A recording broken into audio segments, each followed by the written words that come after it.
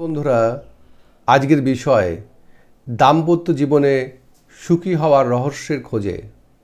এই রহস্য খুঁজতে গিয়ে আমরা মোট 10টি পর্বে আমরা আলোচনা করব। আজকে প্রথম পর্বে আমরা 4টি বিষয় আপনাদেরকে জানাবো এবং পরবর্তী 2টি পর্বে আমরা পঞ্চম থেকে শুরু করে 10টি যে পর্ব আছে আপনাদের সামনে উপস্থাপনা করব। আজকে যে বিষয় পয়েন্ট নাম্বার 1, তুমি যাকেই বিয়ে করো না কেন তার খুঁত থাকবেই।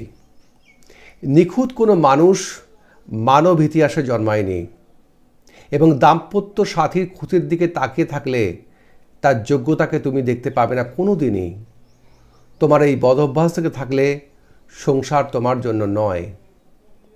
পয়েন্ট নাম্বার 2, প্রত্যেক মানুষেরই অতীত গল্প আছে, ভালো মন্দ মিলিয়েই তার অতীতের ইতিহাস, এবং দাম্পত্য সাথীর অতীত নিয়ে ঘাটাঘাটি করলে দাম্পত্যের বর্তমানকে হারিয়ে ফেলবে তুমি।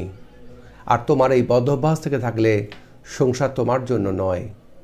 পয়েন্ট নাম্বার 3, প্রত্যেক দাম্পত্যই বিভিন্ন সমস্যার মুখোমুখি হবে রোজই, এবং দাম্পত্যের ফুলের বাগান নয়, যুদ্ধক্ষেত্রেও নয়, লাভ ম্যারেজ বা সেটেল নয়।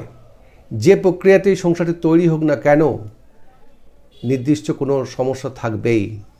প্রক্রিয়ায় দোষ নয়, এটি দাম্পত্য জীবনই এরকম। এই সমস্যাগুলোকে দুজনে মিলে সমাধানে এগিয়ে যাওয়াই দাম্পত্যের প্রেম।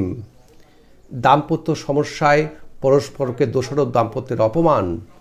দাম্পত্য সমস্যায় সংসার সারথীকে দোষারোপ করার বদঅভ্যাস থাকলে সংসার তোমার জন্য নয়। পয়েন্ট নাম্বার 4, প্রত্যেক দাম্পত্যই আলাদা। নিজের সংসারের সাথে অন্যের সংসার তুলনা করো না।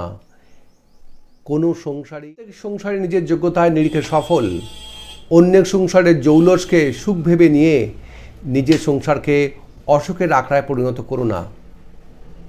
পরিশ্রমহীন এই পরশ্রী পাতরতা বদঅভ্যাস থেকে থাকলে সংসার তোমার জন্য নয়।